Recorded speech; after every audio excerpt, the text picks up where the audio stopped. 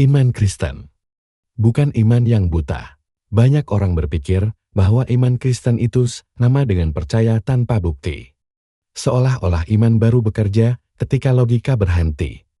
Dan karena itu, iman sering dianggap irasional, sesuatu yang bersifat pribadi, subjektif, dan tidak bisa dipertanggungjawabkan.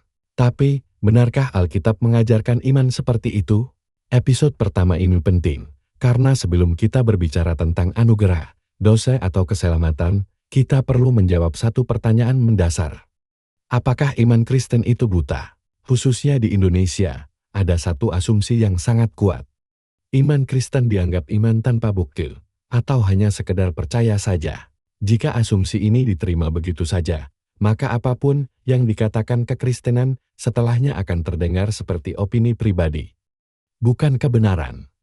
Bukan sesuatu yang layak diuji. Hanya satu pandangan spiritual di antara banyak pandangan lainnya. Masalahnya bukan karena Injil tidak masuk akal, tetapi karena kerangka berpikirnya sudah salah sejak awal.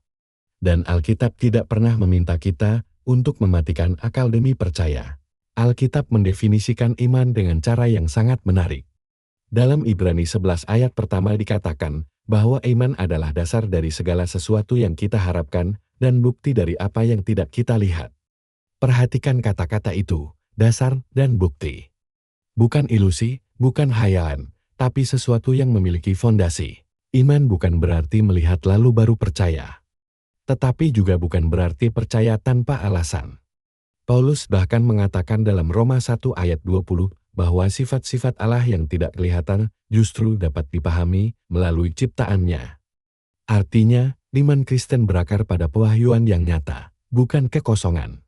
Iman muncul sebagai respons terhadap kebenaran yang dinyatakan Allah, bukan sebagai lompatan buta ke dalam ketidakpastian. Menariknya, Yesus sendiri tidak memusuhi orang yang bertanya. Ketika Thomas meragukan kebangkitan Yesus, Yesus tidak berkata, "Berhentilah bertanya dan percaya saja." Sebaliknya, dalam Yohanes 20 ayat 27 sampai 29, Yesus justru mengundang Thomas untuk melihat dan menyentuh. Yesus tidak menolak bukti. Yang ditegur Yesus adalah menolak percaya setelah kebenaran dinyatakan. Ini penting. Alkitab tidak memusuhi pencarian kebenaran.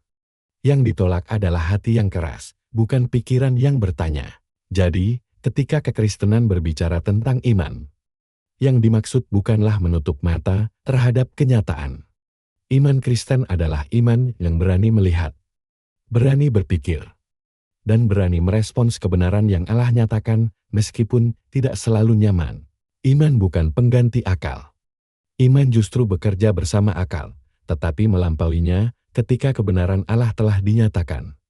Karena itu, iman Kristen bukan iman yang buta. Ia adalah iman yang berakar, beralasan, dan bertanggung jawab. Dan inilah mengapa episode ini menjadi pembuka seri kebenaran Alkitab yang dijelaskan secara sederhana. Sebelum kita berbicara tentang anugerah, dosa, dan ketaatan, kita perlu memahami satu hal terlebih dahulu. Iman Kristen bukan percaya tanpa bukti, melainkan percaya karena kebenaran telah dinyatakan.